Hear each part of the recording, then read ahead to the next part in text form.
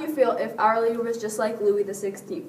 Louis XVI was an extremely complicated, clueless man that did not know how to rule and help his country.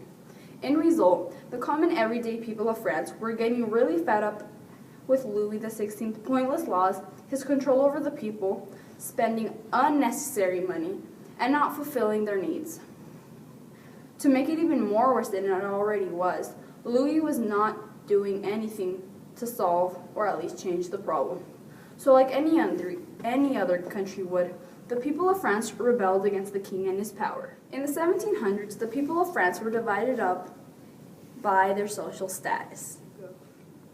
They were divided up into 3 groups, but adding on the king and the royal family essentially made it 4. The king and the royal family had always been on the top of these 4 groups. There was no ifs, buts, or whys about it. It was obvious they were on top of everything and anything. I mean, they did have power over France, but not for long. These divided groups were called estates. There was the first estate, which consisted of 130,000 of the church members or clergy. That's about 1% of France. That kept control over education, censorship of the press, keeping records, and the Catholic Church up and running, with the perks of owning 20% of the land and paying no taxes. The second estate consisted of the nobility, about 110,000 people, another 1% of France.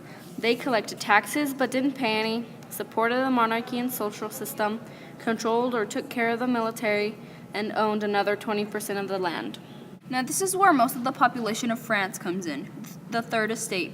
The third estate contained everyone else that wasn't in the groups as we just stated, as in artisans, city workers, peasants, merchants, bourgeois, and parish priests, making it about 25 million people that had to pay taxes on goods, poll, income, salt, land, and to the church, and also had to pay federal dues for use of machinery. The main causes of the French Revolution were the economy, status, inequality among social classes, the Enlightenment theory, and the weak leadership from Louis XVI. Picture this: the economy was going down the drain when the population kept growing and growing. Crops were failing, so the price of crops got higher and higher, making the cost of living very high. It doesn't stop there. The king and the royal family are spending thousands and thousands of dollars of unnecessary money, like Marie Antoinette buying all these muffin-top dresses and Louis XVI going on expensive hunting trips when he doesn't really even catch anything. Maybe joining the American Revolution wouldn't have been such a bad idea if they weren't spending all this money they didn't have afterwards, resulting in a country of France being in a large amount of debt and the people to back. Divided up into a class ranking was known as inequality. It wasn't fair that the third estate practically did everything, as in paying taxes and labor in France. In no circumstances was it fair because they didn't even get paid enough and were ignored by the king. There were no advantages, 0. While the first and second estate didn't get their hands dirty and would just sit around and do nothing all day but eat and talk about how the royal family were awfully ignorant. The third estate also started questioning their natural rights and becoming more logical as the Enlightenment theory was becoming more and more common. Louis XVI was undetermined with every issue there was, as in paying little or no attention to the needs of his people, spending an excessive amount of money on his palace, joining the American Revolution when there was absolutely no money for it, and simply just giving more meaning to a weak leadership. These causes that were just stated had resulted into the third estate becoming angry and annoyed. Following into a meeting on May 5th, 1789, called the Estates General, which was basically a meeting consisting all of the estates and the king, talking about the flaws in the country of France. There were so many problems and wants, it just wasn't possible for everything to be done. Voting for the second estate to start paying taxes was wanted to be put into place.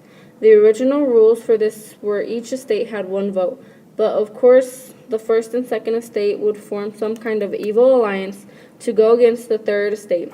But the third estate wanted voting to be based upon population, and then all of this went into a deadlock. Nothing, I repeat, nothing was resolved, but more problems adding up to be the French Revolution. A couple days later, the third estate got locked out of the Estates General, went to a tennis court, and made the National Assembly. The National Assembly was pretty much the third estate saying they were in charge now. They were the new government. Louis XVI didn't care because his son had just died and he was really distracted. He didn't do anything and kept being his fabulous, ignorant self, the National Assembly remained together and promised to keep meeting until they had made a constitution. This gave the Third Estate, now rebels, hope in changing the way France was being led. After the Estates General had decided how they were going to conduct their government, their first step to taking over France was to storm the Bastille, a prison the king had total demand on who was sent there. On July 14th, 1789, the Bastille was invaded by the people from the Third Estate. What triggered this was a rumor that had been going around stating that King Louis was going to recruit the military so they would fight against the Third Estate and the National Assembly. So since this rumor was going viral, an angry mob of men from the Third Estate had invaded the Bastille. The men had stolen guns, cannons, swords, and other weapons to help them defend themselves and to give the king a message saying they were going to take his power. This was the spark of the French Revolution. The storming of the Bastille was a spark, but it also gave women hope too.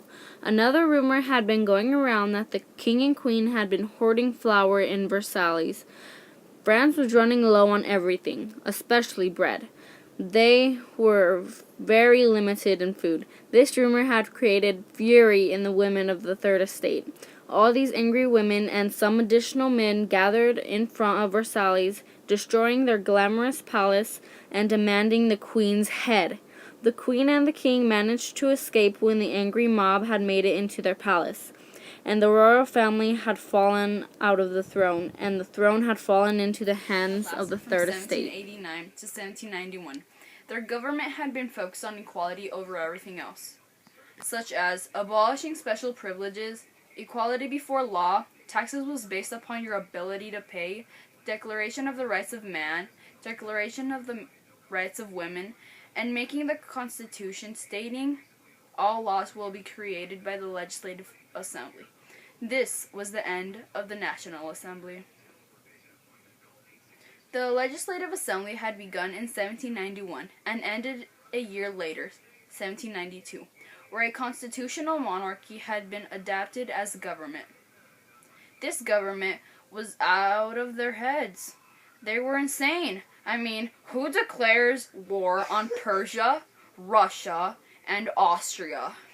The political parties had been active at this time were the Girondists, Jacobins, and the Plain. They all had different views of ruling over France. Then Danton and the Commune of Paris had took over, and this was the end of the Legislative Assembly. The end of the French Revolution. A written constitution had been adopted. There was no more monarchy. France was economically stable, divided land, and ensured that France did not let the country rise into chaos again. Napoleon had become a huge symbol of hope in France because he had tons of success in the military. He knew all the right moves to make France a stable country. Knowing how to run a country helped in his favor because eventually he became leader of France. People adored yet envied him. He would someday become a hero. In 1804, there was a majority vote for Napoleon to become the official emperor. He then crowns himself and begins to build his empire.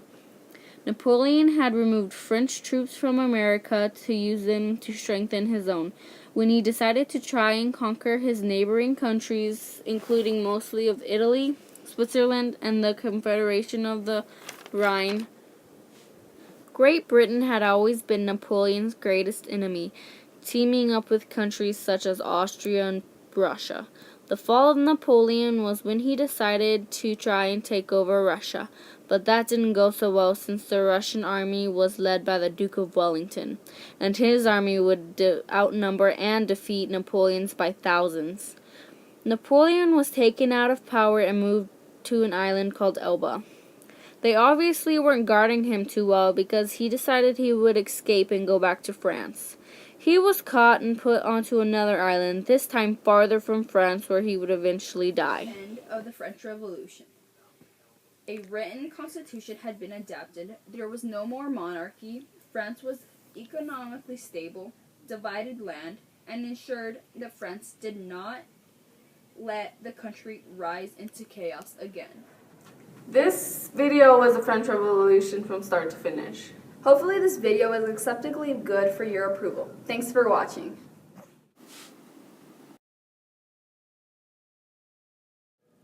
How would you feel if Louis XVI, Wait, I totally messed up. If our leader, Louis the 16th.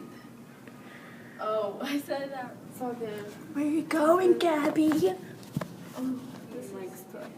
Okay. The main causes of the French Revolution. Okay. Why are you laughing? The main causes of the French.